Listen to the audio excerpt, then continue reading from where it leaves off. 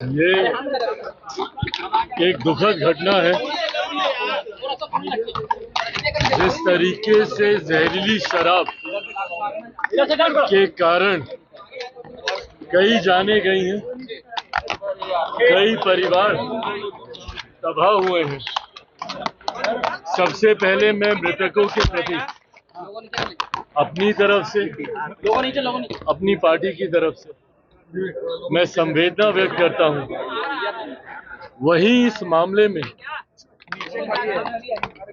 जिस तीव्रता से जांच की जा रही है,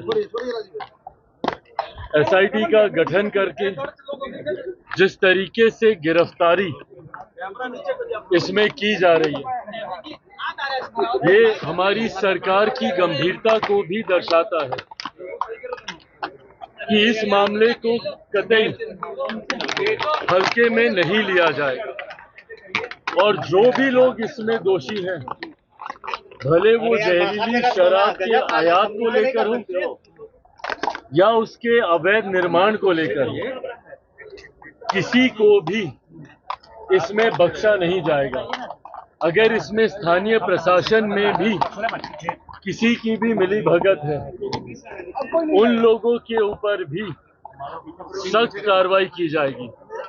अंतोगत्वा बिहार में मौजूदा एनडीए की सरकार मुख्यमंत्री नीतीश कुमार जी के नेतृत्व में ये जो घटना घटी है, इसको लेकर पूरी गंभीरता से जांच भी की जा रही है और दोषियों के ऊपर कार्रवाई भी की जा रही है, ताकि भविष्य में इस तरीके की घटना दोबारा ना घटे। देखिए, फिलहाल झारखंड को लेकर चर्चाएं चल रही हैं। इस वक्त भी, जिस वक्त मैं आपसे बातचीत कर रहा हूं, झारखंड के लोक जनशक्ति पार्टी रामविलास के प्रभारी और जमुई के सांसद अरुण भारती जी रांची में ही हैं और सीएम असम हेमंत बिस्वा शर्मा जी, वो भी इस वक्त रांची में मौजूद हैं। मुझे लगता है आखिरी दौर की ये बातचीत चल रही है। कल जिस तरीके से हेमंता जी ने सबको बताया कि एक सीट लोक जनशक्ति पार्टी रामविलास को और बाकी जितने घटक दल हैं, जनता दल यूनाइटेड और अजसू को लेकर उन्होंने जानकारी साझा की। इन तमाम बातों पर अंतिम मोहर इस वक्त जब मैं आपसे बातचीत कर रहा हूं लग रही है। केंद्रीय संसदीय बोर्ड के पास भी कल देर रात तक ये विषय आया था।